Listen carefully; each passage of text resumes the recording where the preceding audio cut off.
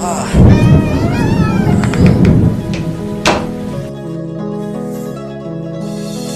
was a dark and stormy night.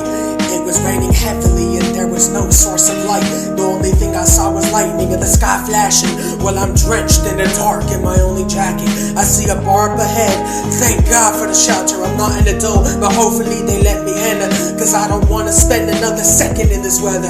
I'm coughing hard now. I think I just got hypothermia. Either way, I walk in, take a seat at the bar stool, ask the tender for a water, cause I'm parched, dude. So I'm patiently waiting for my H2O. I see the man next to me is coughing lightly inside his cloak. It seems like he's been through a lot, so I leave him alone until he turns to me and says, "Hey kid, how's it going?" I return the favor and say that it's going dope, but this weather has got me cold and I'm wishing I could go home. So he croaks and says, "You don't have a home either? That's tough. You want to hear my tale of how I ended up?"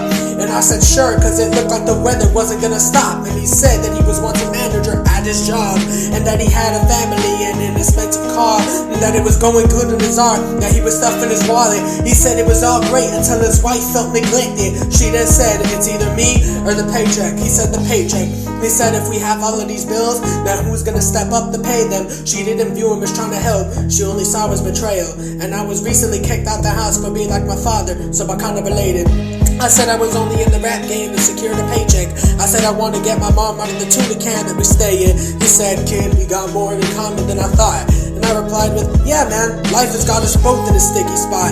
The man in the cloak noticed I was shivering cause it was cold and the jacket I had on was drenched in the rain. So he offered me his cloak, but I told him that there was no need.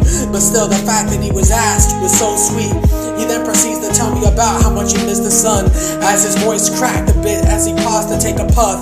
I asked what he was like and the cloak man said that he can't remember, that it's been over a decade since he last embraced them. I gave him my condolences cause I knew that he felt hurt. Imagine trying to help your family only to get kicked out after your son's birth.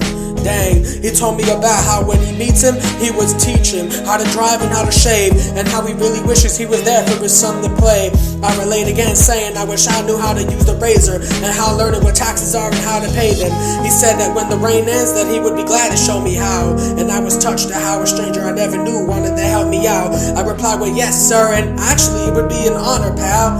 And then he laughed and then he asked me about my mama's house. I told Sir Cloak that ever since I've been rapping, it's been shaky. She's been meaner to me, but it doesn't faze me. It's like she refuses to acknowledge that I'm helping now, and that my lyrics are trash and I should throw them out.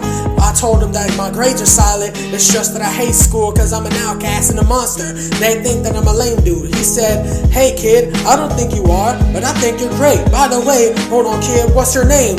I said last name Ross, first name Johnny, as the man immediately broke in tears, and then he said he's sorry. He was on his knees bound to me, he was crying loud, and this really astounded me. So I bent a knee to the man and say, "Wait a minute, cloak man, what's wrong?" He looks up to me and then says, I was kicked out by your mom.